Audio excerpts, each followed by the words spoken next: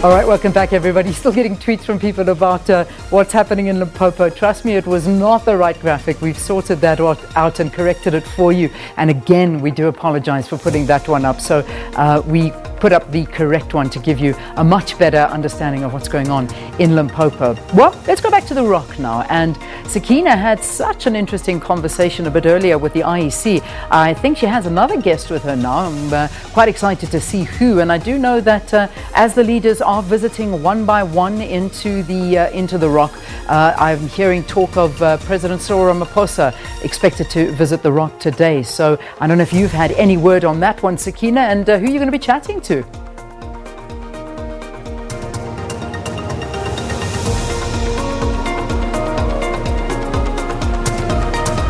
Well, thank you so much, Leanne, and welcome back to The Rock. And we are now going to focus on the race for seats, and just taking a look at the board behind me here at The Rock. And of course, that's the focus, the actual numbers that votes that the various parties managed to garner. And at this point, the capturing progress is at 76.54%. That means the number of voting districts declared. This is how far the counting process has progressed. So as you can see on the board there, all the parties and the exact number of votes that each party has managed to capture, that is what we are looking at. And Dr. Tingo from CSIR joins me again because we've gone back, crunched the numbers, and I say we because I've been holding his hand as he's doing it.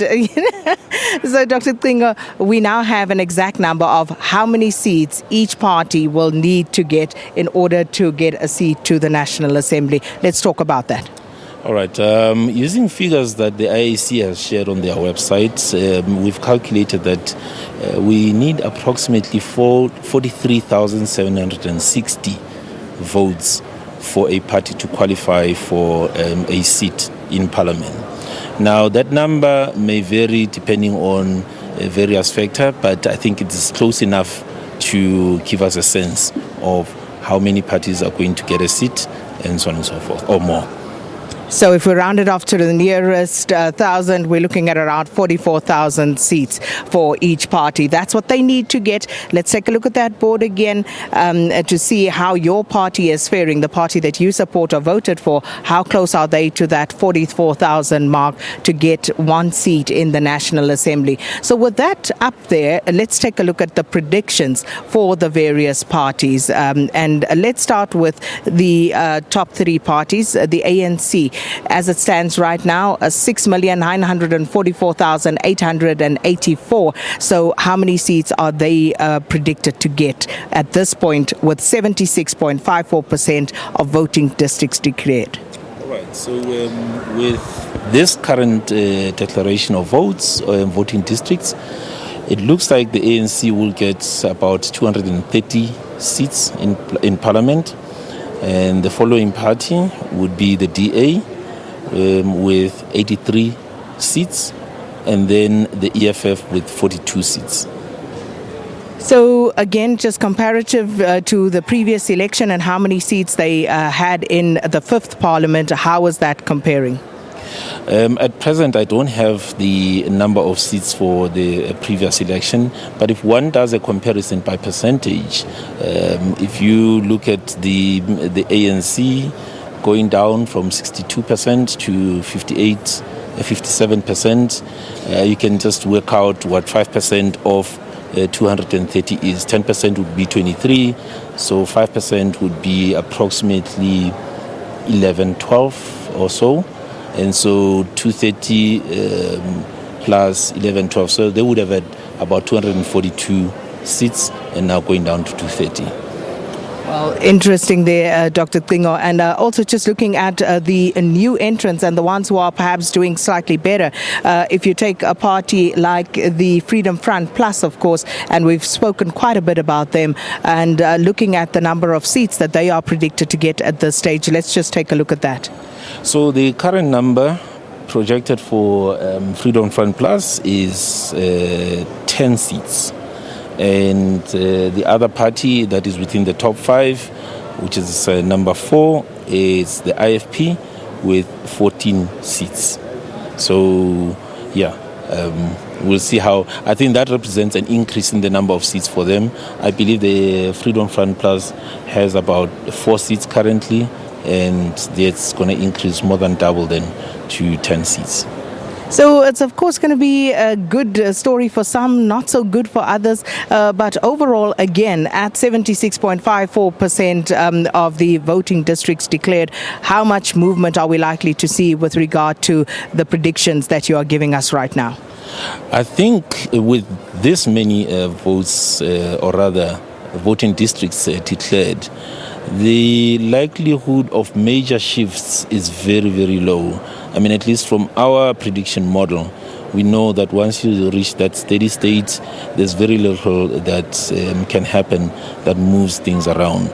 So we don't expect there may be a shift of 1 seat here and there, or 2 seats here and there, but nothing more than that. So as it stands right now with the predictions that you have made, how many parties, different parties, would be represented in the National Assembly? So the list that we have, it looks like there will be 15 parties that just make that cut of at least 43,760 seats. And out of that list, the interesting thing is that out of that 15, nearly half only get in with 1 seat. So it's, just making the door and getting into Parliament. We'll see what they do with their presence there in Parliament.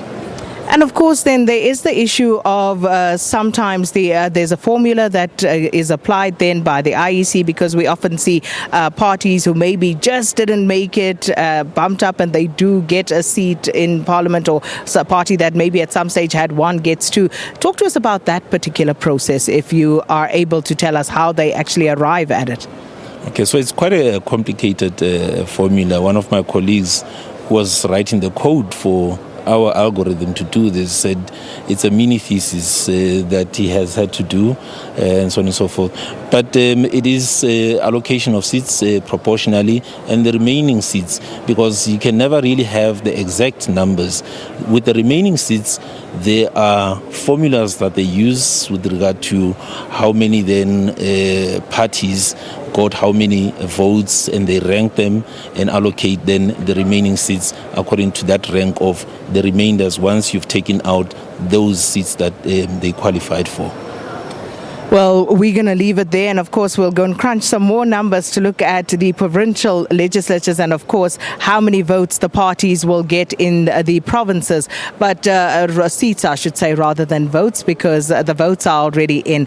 And just to take a look once again, and that story is being told. So as you heard there, around 43,760, that is what each party needs to get in actual votes in order to receive 1 seat in the National Assembly. And as you can see, the number of parties that are able to get to that mark at the moment, we look here from the right, that would be my left hand, and you see, of course, the ANC, ATM, which other parties would qualify for at least 1 seat right now, would be the Democratic Alliance, there's EFF, and also Good, at least 1 seat at this stage. And then moving to the next column, the IFP, and then we also see, as I run down there, the UDM. They have at least 1 seat at this stage. Freedom Front Plus, we've got ACDP, and those are the only parties at this stage, according to the calculations, who will receive a seat in the National Assembly. And as Dr. Thingo was saying, at this point, it would seem with the numbers that are up, before the IEC actually does their calculations and applies the formula that was written by the CSIR, there will be 7 parties who have more than 1 seat, and the remainder will have at least 7 or 8 of them will have 1 seat. And depending on what that formula turns out to be and shows up, they may have an additional seat. But that's how it's looking at the moment, and that's where we're going to leave it for the time being. And yes, it is waking up here on the floor right now, just taking a look around, party leaders and representatives arriving now. So we're also expecting President Cyril Ramaphosa to come and do a walkabout here at the Rock later on today. So stay with SABC. We'll be bringing all of that to you live and direct. But for now, from the Rock, it's back to Auckland Park.